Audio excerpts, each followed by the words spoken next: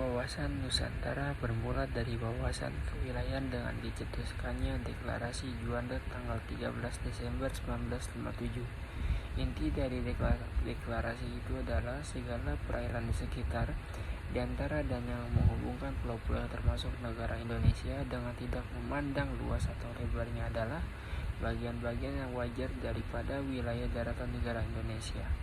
Dengan demikian, bagian dari perairan pedalaman atau nasional berada di bawah kedaulatan mutlak milik negara Indonesia. Lalu yang poin kedua, keluarnya Deklarasi Juanda 1957 membuat wilayah Indonesia sebagai satu kesatuan wilayah. Laut bukan lagi pemisah pulau, tetapi laut sebagai penghubung pulau-pulau Indonesia.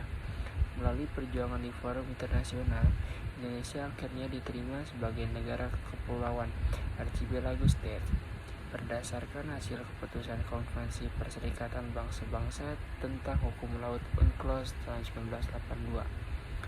Lalu poin ketiga, pertambahan luas wilayah Indonesia sebagai satu kesatuan memberikan potensi keunggulan atau positif yang dapat dimanfaatkan untuk meningkatkan kesejahteraan. Namun demikian juga mengundang potensi negatif yang bisa mengancam keutuhan bangsa dan wilayah.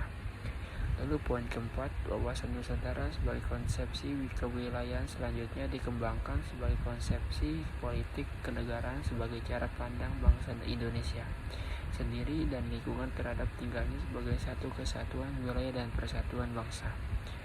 Lalu poin kelima, esensi dari wilayah atau dari wawasan Nusantara adalah kesatuan atau keutuhan wilayah dan persatuan bangsa, mencakup di dalamnya pandangan akan suatu kesatuan politik, ekonomi, sosial, budaya, dan pertahanan nasional. Wawasan Nusantara merupakan perwujudan dari sila ketiga Pancasila, yakni Persatuan Indonesia. Lalu yang keenam, rumusan wawasan Nusantara termuat pada naskah GBHN 1973 sampai 1998 dan dalam pasal 25A Undang-Undang NRI 1945.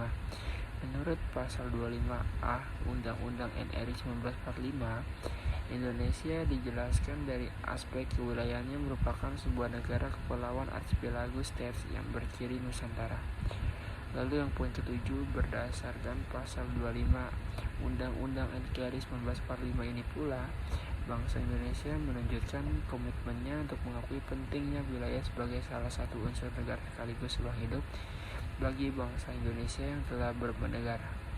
Ketentuan ini juga mengukuhkan kedaulatan wilayah NKRI di tengah potensi perubahan batas geografi sebuah negara akibat gerakan separatisme, sengketa perbatasan negara, dan pendudukan oleh negara asing.